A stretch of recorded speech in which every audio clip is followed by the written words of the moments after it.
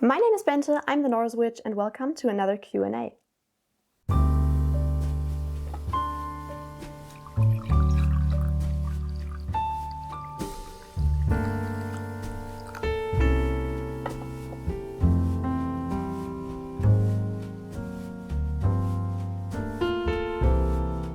As always, you know it by now, another Patron Shoutout.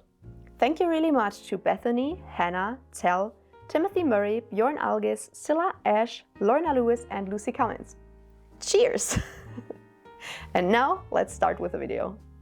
Since quite a lot of new subscribers came to this channel since the last Q&A, which I'm really grateful for, welcome, I really appreciate you, I thought it would be time for another Q&A. So I asked over on Patreon and on Instagram and also here on YouTube for questions, and I will try to answer them today. I got quite a few questions, so if I don't answer your question in this video, please don't be mad. If I would answer all of the questions that I got, I would sit here for an hour and nobody wants to watch a video that's 1 hour long. So I trimmed it down to a reasonable amount. So grab yourself a snack or a hot beverage. I am personally drinking green tea today, and I just realized I'm wearing lipstick again while drinking. Well, if I end up without lipstick on the end of this video, so be it. So let's hop right into the questions, shall we? I will answer the Patreon questions first because my patrons get priority for Q&As, so I will answer their questions first. The first question I got was what my favorite or most frequent application of my craft in my deity work is. I would say the most frequent application is definitely the communication part, mainly because I'm using my pendulum and my tarot cards and my runes so much when I communicate with my deities. And that is just something that I started before I started deity work, like far before I started deity work. I started with all the different divination methods. So that is something I would consider part of my witchcraft journey first and foremost, and something that I only integrated into my deity work. And it's doing a very great job. So I think that would be my favorite and most frequent application of my craft in my deity work. Next question. What's the biggest advantage of combining the two? So witchcraft and deity work. So of course, again, the communication is easier because I guess most people will start first with various different divination methods like tarot or oracle cards, runes, whatever. So I think people starting with witchcraft and then getting into paganism or deity work will have a much easier time communicating with spirits and with deities. So that is definitely one thing. Also, I think understanding the whole concept of deities and how you can even communicate with them, I think that is also much easier because you already know about the concept of subtle energies and influencing energies, communicating with spirits, everything like that. You're probably already familiar with that. So when you get into deity work, understanding everything around it, I think gets much easier. The next question was actually not witchcraft or paganism related, because it was what my favorite book is. That of course depends on witchy or paganism related or non-witchy. Non-witchy wise, I really love the Witcher series. I didn't finish it yet because I still have to finish the last book. We have a visitor, hi! Yeah, I still have to finish the last Witcher book, but so far I really love the series. I must admit that I don't read like fiction books and non-witchcraft books that much, so I don't really have that many books that I can recommend, but the series is really great. And I remember when I was a teenager, I read The Book Thief, which I also really enjoyed. And I really enjoy all the books by Walter Mörs. For example, The 13.5 Lives of Captain Blue Bear. I don't know if there are translations for all of his books, but That one is one of his classics, I would say, and there's definitely an English translation for that. But he has written a lot of books. I think they're classified as children's books, but I still really enjoy them because the worlds that he invents and the characters that he invents are just so fun. And when it comes to witchy books and paganism related books, of course, Psychic Witch, I always rave about this book, just as The Inner Temple of Witchcraft by Christopher Penczak. I think I talk about these two books so much, so you probably already know that I love those. I really enjoyed The Way of Fire and Ice by, I think Ryan Smith is the author's name. It's about inclusive Norse paganism. Loved that. The Shamanic Witch, I also really loved. I don't have it lying around here, unfortunately. It was a really lucky thrift find. As some of you may know, I really like buying thrifted books from an online book thrift shop. And I found it there for like $1 or $2. So it was nothing, and I really loved it. It was, I think, the book that got me into shamanism to begin with, so that was great. Next question. Any advice on researching the traditional folk practices, medicines, pantheon, and or any other general witchcraft-related things of a culture that isn't widely talked about, therefore it's hard to find books and articles about it? I have to admit that I don't have that much experience with that, because, as you know, I'm working with the Norse pantheon, which is pretty widely known. There are a million books on it, especially in German. And witchcraft-wise, I do a lot of course, also Norse practices, but I also work with like general traditional Western witchcraft. So that is all stuff that's really widely known. If there are any practices that I want to research on that aren't that widely known, for example, Seidr is quite known, but there aren't that many sources on it and stuff. I still try to find books on it, and usually I find one. If I don't find it on Amazon or anywhere, I still will find something when I Google it, or like a blog. I always feel like on the internet there's blogs about anything or articles about anything. So that is mostly my go-to. But as I said, I don't have that much of a hard time researching the topics of my interest. One thing that I was thinking of that could maybe work would be to look for other practitioners of these specific traditions on Instagram, because you can search by hashtags. So maybe you can find a hashtag that relates to the topic, and by looking up these hashtags, you can maybe find other practitioners that know more than you do, and maybe they can teach you some stuff, or they can tell you about other sources that you could use for your research. And if that is possible, I would suggest maybe looking up the topic in the original language. So if it's, I don't know, if it's about something Japanese, then maybe don't look for it in English, but try looking for it in Japanese, if that's possible for you. If not, of course, that won't help you, but if it's possible, maybe you will find more info on it in the original language. Another question that came from a patron that I found a genius question was, I have white sage that I bought from the only witch shop in my area. I used it once before I learned about the issues of sustainability, appropriation, and now I don't feel comfortable using it. Any advice on what I can do with it? First, I want to cheers to you for realizing that using white sage isn't that great. I would say if you got it as a typical herb bundle, which most people use white sage as a bundle, I would say you could just remove the strings and then give it back to the earth as an offering, maybe to the land spirits or to a god or whatever. Just give it back to the earth. That would be one possibility. Or my other thought was, if there are Native Americans living around you that originally work with white sage, then maybe you could give it to them.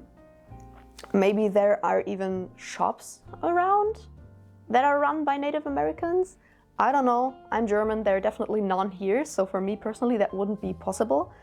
But if any one of you is living in the States or in Mexico maybe, and there are Native Americans around, maybe give it back to them, because due to the over-harvesting of white sage, Native Americans have a hard time finding white sage, so maybe they would be interested in it. Who knows? Next question. What do you feel are the most important herbs to be familiar with? I think that completely depends. Of course, you could say the traditional herbs that are used very widely, such as lavender, rosemary, sage, thyme, stuff like that. Also, those are all herbs that you can also really easily find either as a tea or in the spices section in basically any shop.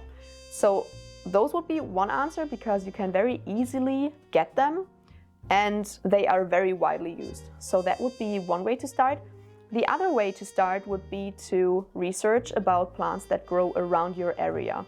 So plants that you can very easily just pick up from around the corner because they are growing around you. That is a really, really fun way to start, I think. I definitely wish I had started earlier with doing that because I'm just now starting really with that.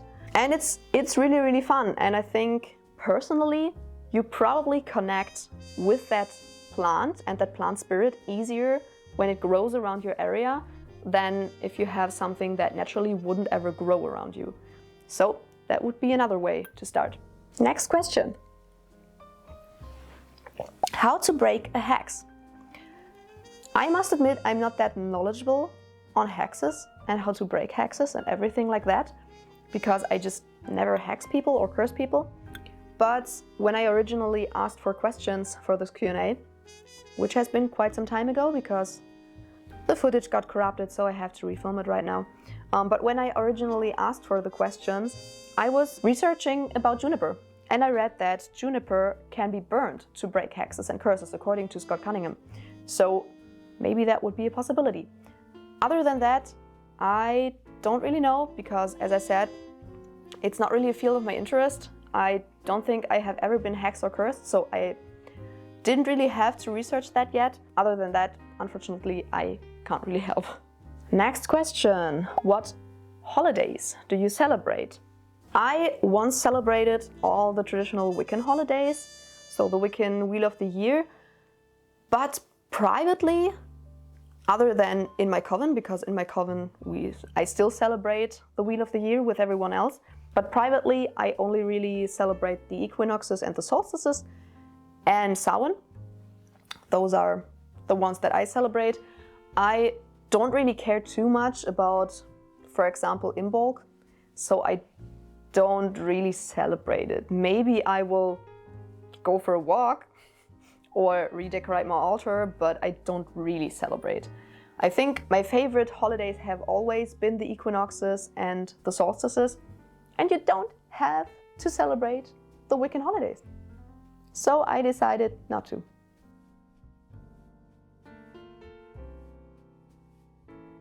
Next question. Which way is the best for protection? I want to start to do one. So that is a very wide topic and it completely depends on what you want to protect. Because, as I said, it's a wide topic. There are different kinds of protection spells. For example, if you want to create a personal ward, so a personal protection for yourself, for your own person, that would probably be done differently than if you want to protect your house or your home. When it comes to personal wards, I think the easiest thing you can do is to just regularly, really regularly, visualize your personal ward. So if you, for example, have a regular meditation practice, then you can just incorporate visualizing a personal ward around yourself. That could mean that you visualize maybe a ball of fire around you, or just a brick wall or metal, or really whatever you associate with protection, you can visualize as a ball around you, just holding off harmful energies, harmful spirits, or whatever you want your personal ward to do. If you do that really regularly, that will create a personal ward. That is, for example, something that I do and that I find is really effective, because you can also, in a specific situation where you feel like you need to strengthen your wards, you can do that in the situation and that will really help. I have personally done that very successfully in various different situations. For example, once I woke up in the middle of the night out of nowhere.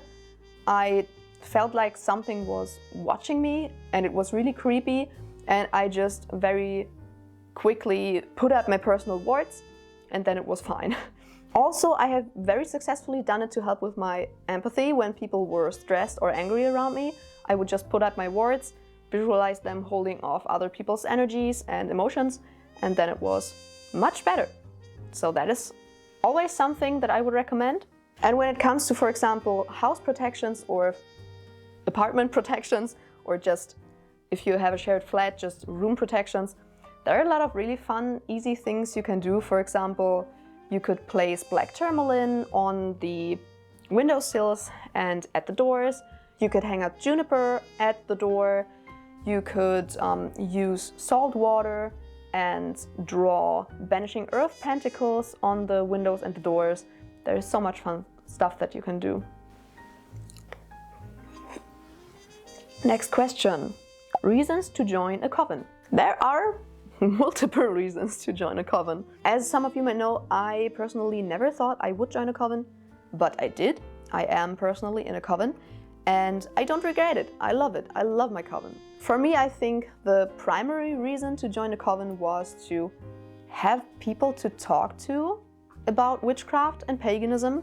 A coven is just, if it's a good coven, it's like a family. You're such close friends, you know each other so well that you are family. At least our coven is that way. We are a family. And yeah, it's a witchy and pagan family. It's just really, really nice. Also something that I didn't even expect, but something that I now feel like is a huge advantage of being in a coven, is being forced to really regularly practice.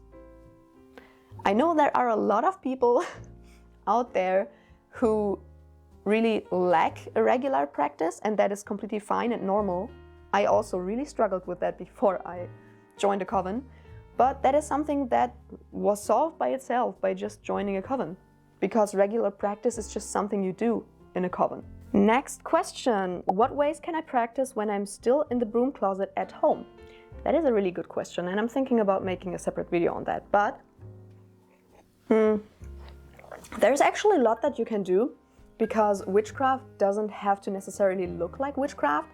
For example, you can take a regular white candle, burn it with intention, and that can be a whole candle spell. You don't have to work with 10 different herbs and 5 crystals and do it sky-clad at night during a full moon for it to be witchcraft. You can just use a normal, regular-ass white candle that no one would think of belonging to witchcraft, and light it with intention, and that's a candle spell. That is, for example, something you can do. Of course, there's a whole lot of stuff that you can do during meditations. I do a lot of my practice during meditations. I think it's really effective, and meditation is so normal nowadays that no one will associate it with witchcraft. Just like crystals, for example. I'm also a big fan of using crystals in my practice, and that's also something that's so widely accepted. So many people use crystals nowadays, and you can always tell people that you just think they look pretty. There are so many people who just collect pretty rocks that I think no one will associate that with witchcraft. When it comes to an altar, first of all, you don't necessarily have to have an altar to be a witch. It's cool to have one, but you don't have to have one. But if you do want to have one, you can always create one, for example, in a drawer where no one can see it, or in a box under your bed. You can just have a semi-permanent altar that is not permanently set up somewhere. So that would be a solution to the altar problem. And of course, you can do just all your spells outside. You can just go into nature and do your spells out there. That is very beautiful in general, at least if you have like the possibility, because not everyone can go to a forest to perform their spells. I, for example, can't do that. But if you have the possibility, then just go outside into nature and do whatever you want there. No one will be able to tell because you're gone. And also there are very, very simple spells that you can do in nature that also no one would associate with witchcraft necessarily. So for example, you could just write your wish on a leaf and put it into a river, Or you can write your wish on a leaf and burn it, or something like that. That's not that obviously witchy. Now we come to the questions in the community tab. And the first one is, can men learn witchcraft too, or is there a male version of it? Very short answer, yes, of course. Witchcraft is not a gendered practice. Witchcraft is gender neutral. Even the term witch is gender neutral, even though in some languages like German, where a witch is called hexe, it's usually referred to as a female person, but still it is nowadays used as a gender neutral term. So you can just call yourself a witch and practice witchcraft as a male representing or male identifying person. Doesn't matter. You can still practice witchcraft. Next question. Can you join a coven as a Norse pagan? Is there not a clash of beliefs? Blessings. Blessings back. Yes, you can. I personally did. I'm a Norse pagan and I'm still part of a coven. It just always depends on your own beliefs and also on the coven. I had the advantage of being one of the creators of the coven, so I was just able to make sure that our coven would be inclusive to anyone of any faith. So we are not just, I don't know, a traditional British witchcraft coven. We are a very mixed coven, like very mixed. And if the coven you want to join is very mixed and very inclusive, then of course you can join as a Norse pagan. But also your own beliefs have to kind of align with it. For example, in our coven, we worship different kinds of deities from different kinds of pantheons. And of course, you can only do that if you actually believe that they exist. So if you as a Norse pagan only believe in the Norse pantheon and that no other pantheon exists in the world, then of course that would be very difficult. Then you would have to probably look for a coven that is only witchcraft, because there are covens who don't work with deities. And I guess that would work. But if you as a Norse pagan, like I for example do, I believe that there are different pantheons. I don't think that the Norse pantheon is the only one that exists. And since I believe in that, for me it's also totally fine to celebrate another deity from another pantheon. I still am true to the Norse pantheon, but I can still acknowledge other deities. For me personally, that's just completely fine. But as I said, it will completely depend on your own beliefs and the inclusivity and the beliefs of the coven that you want to join. And of course, you could also look for a coven that's 100% Norse pagan. Next question. To someone new to the pantheons, is it a problem if you get signs from, say, Odin and then a sign from Poseidon? Also, do you have any recommendations on places to buy candles and things for my altar? I love your videos and they've taught me so much. First of all, I'm glad that you liked my videos. I'm glad that they helped. To the first question, it always depends on what you personally believe in. For example, I'm not really a fan of mixing pantheons. I'm also just a Norse pagan, so why should I work with Greek deities? So I personally wouldn't want to mix up pantheons, but there are people who do, and it seems to work fine for them. So why shouldn't you be able to do that? Of course, if the pantheons are from different cultures that didn't get along, then I guess that could be a problem. But apart from that, I don't really think there's anything wrong with working with different pantheons. It just depends on your own preferences. And when it comes to the candles and things for your altar, of course, I would always recommend my shop. Yeah, I offer candles, I offer altar decoration stuff. So, of course, my shop would be a possibility. But apart from that, there are like a million small businesses on Etsy. I always recommend supporting small businesses. But if that is not possible for you, then it's also fine to just get candles from the store nearby. There's nothing wrong with that. You can basically get candles anywhere. Of course, it depends on the candles. For example, in Germany, 7-day candles aren't really a thing. So you won't get those anywhere, but like pillar candles and tea light candles you can get basically anywhere. And other than that, stuff for your altar, I really love going to flea markets for that personally, but basically any home decor shop works. And if nothing else works, Amazon is still a choice, although I'm not the biggest fan of Amazon, but you can still look for stuff there. Next question. Have you worked with any Greek deities or just Norse ones? Also, do they actually talk to you or do they speak only through the pendulum or tarot cards? I have only worked with Norse deities. I was once interested in the Celtic pantheon before I kind of found the Norse pantheon, but I never worked with any Celtic deities. I just read about Celtic mythology because I found it interesting. So no, I've never worked with Greek deities. I am no help when it comes to the Greek pantheon. I have no clue about it, like literally no clue. And when it comes to the communication part, for me personally, my deities don't directly communicate with me simply because I'm not clairaudient. I don't hear anything. So it's possible that they scream at me, but I'm not hearing it. So to me, they communicate through whatever tools I use. My pendulum, my tarot cards, oracle cards, runes. The only more direct communication that works for me personally as a non-clairaudient person is automatic writing, where I go into a light trance and then kind of channel their answers. But I also don't hear their answers, I just intuitively know them, or it feels like my hand writes by itself.